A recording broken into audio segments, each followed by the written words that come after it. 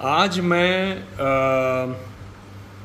दो प्रसंगों के विषय में महाभारत के बात करना चाहता हूँ आपसे, और मेरे कुछ विचार आपके साथ शेयर करना चाहता हूँ।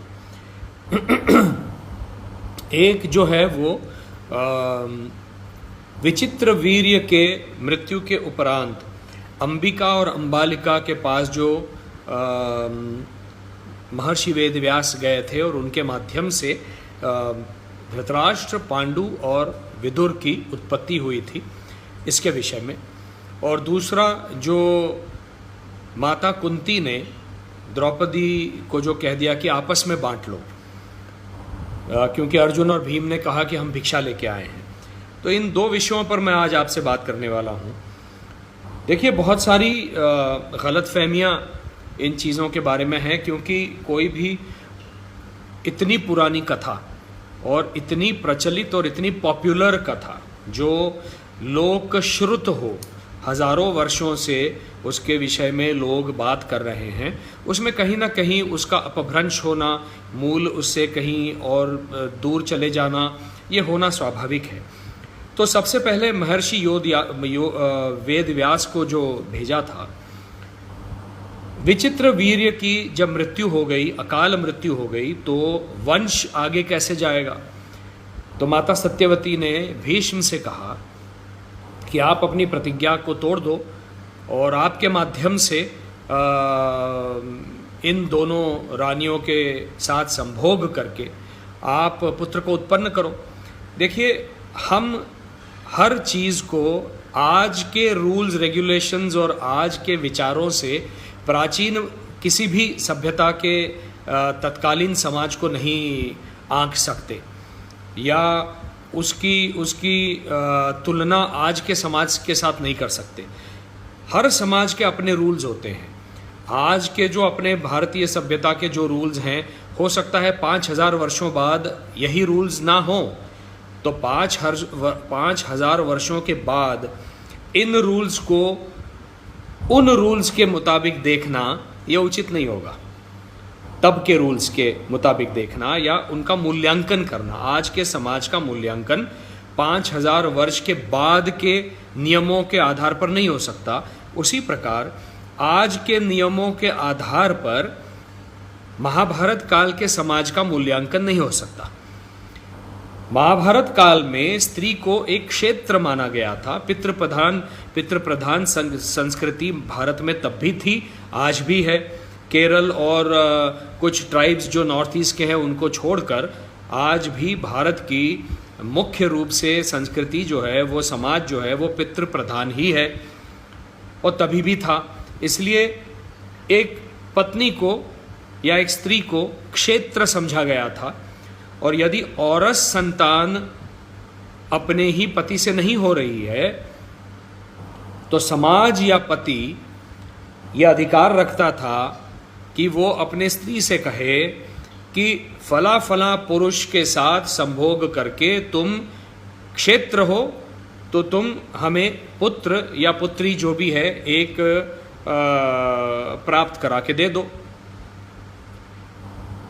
इसका दूसरा स्वरूप ये बाद में आया, इसको नियोग कहते थे, नियोग संतति। नियोग संतति का एक दूसरा स्वरूप ये भी था, उसमें ये भी नियम सम्मिलित था कि यदि उस पति का जिससे संतान नहीं हो रही है, यदि उसकी मृत्यु हो जाती है, तो उसका छोटा भाई अपनी भाभी के साथ संभोग करके संतति निर्माण करे। इसको नियोग कहते थे। जबकि महर्षि वेदव्यास छोटा भाई नहीं थे, वो बड़ा भाई था, लेकिन उसी परिवार का था, माता सत्यवती का ही पुत्र था, और इतना प्रकांड पंडित था कि वो चाहती थी कि उनके माध्यम से एक तेजस्वी पुत्र इस वंश को मिले, कुरुवंश को, जिससे वंश आगे बढ़े।